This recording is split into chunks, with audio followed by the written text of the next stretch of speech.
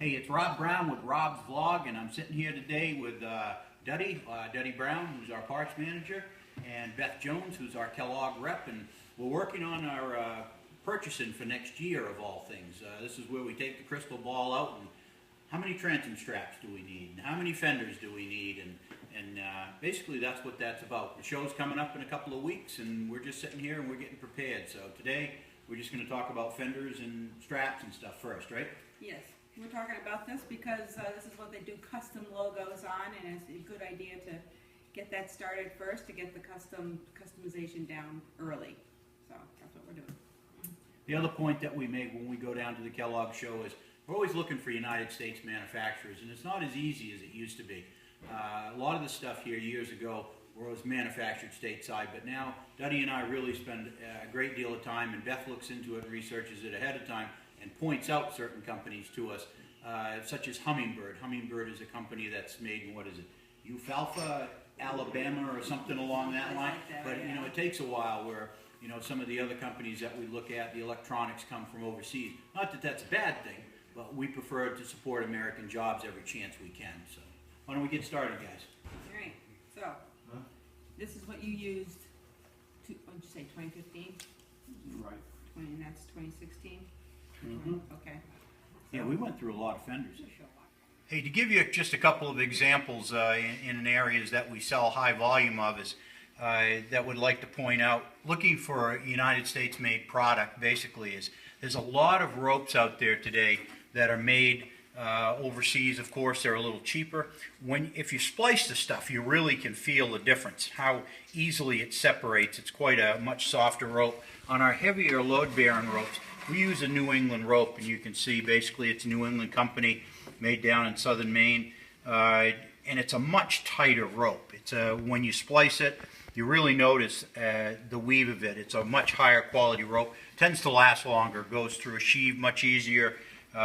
We rely on that much more heavily. A little bit more money, but then again, I think better quality, and that's what folks I think are looking for. Another area that is really different that we see regularly is chain. And you can see here, this is an imported chain that we purchased, $3.50 or so a foot here, an American-made chain out of Chicago steel, and you can see the difference. The coating even looks a little different on it. They're both a galvanized chain. The links are a little bit different even in how you look at it. When you go to the 3/8 and go to the 3/8 sizes itself, this is much different. You got a much stronger chain. Now, then again, much more money when you come down to it.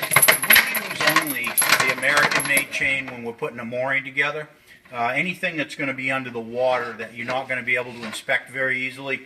Here, with this particular chain, we're getting anywhere from 5 to 8 years of use, maybe 10 years on a mooring safely, where the imported chain has its purpose as far as we're concerned, but it tends to be holding docks down or something where you're going to see it on a regular basis as to where it's wearing.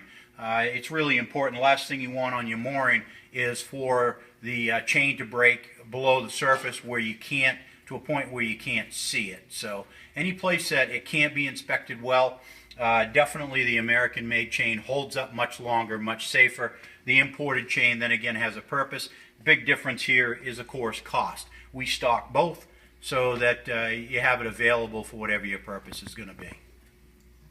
This is an area that's very difficult for us. Is a lot of the hardware that we use in our mooring systems, painters, dock lines, used to be able to be sourced through the United States. Then it eventually went to Costa Rica. Now everything's either China, Taiwan, Japan, and over that area.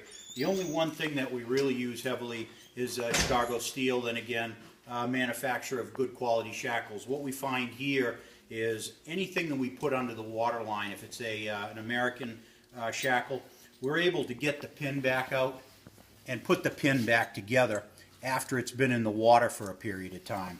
Where the imported ones we've found over the years really just don't hold up as long. Then again, there's a cost difference in this, but higher quality product. We try to go down, we buy hundreds of these. This is what we use, definitely below the water line. We use lots of pumps and repair, and the service department folks come in and purchase them. This took a while for us to source. We had to go through a variety of pump companies. You've got a good company like Atwood, which is really owned by the Brunswick Corporation. Components might be sourced in the United States, but it basically just talks about being assembled in the United States, one of our better pumps that we use. Johnson pumps, however, then again, a pump that they make them in a variety of forms, competitive, that are basically made right in the USA. A lot of this stuff, you just need to look at the package itself, and right on the bottom, it states very clearly, made in the USA. And these are the things that we're looking for when we go to the Kellogg show, is we want to try to stock our store with as much American-made product as we can, simply out of respect for American jobs. It doesn't mean that we don't offer a counterpart imported item such as we do with pumps or chain or rope. It's just that we like to be able to offer both. We're not simply going down there looking for what is the least expensive, lowest denominator to solve a problem.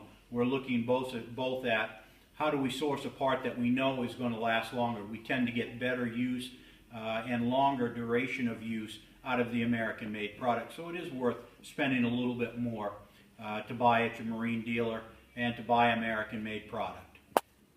Here's a few more components walking through the store that we've been able to source when we've gone to the Kellogg show that we're looking for. And a lot of our cleaners are made in the United States. Also gauges, you might recognize this gauge right here. It's a depth finder made by Faria or Beatty. There's a variety of these made out there. Most of them are imported. This one is made in the United States, and that's why we stock and sell this one. Mercury components, a lot of Evinrude components. This one's kind of unique in the fact that it says it's assembled in Mexico but made with the United States components. What we're looking for when we get to the Kellogg show is we're walking around and we're hoping that we find as much of this and this logo right here as we possibly can. This made in the USA brand, that's important to us. And I hope it's important to you. Hey, it's Rob Brown with Rob's Vlog. Buy American. We're trying to go down and source our store with American products to give you that opportunity to help us support American jobs. Rob's Vlog, see you next time.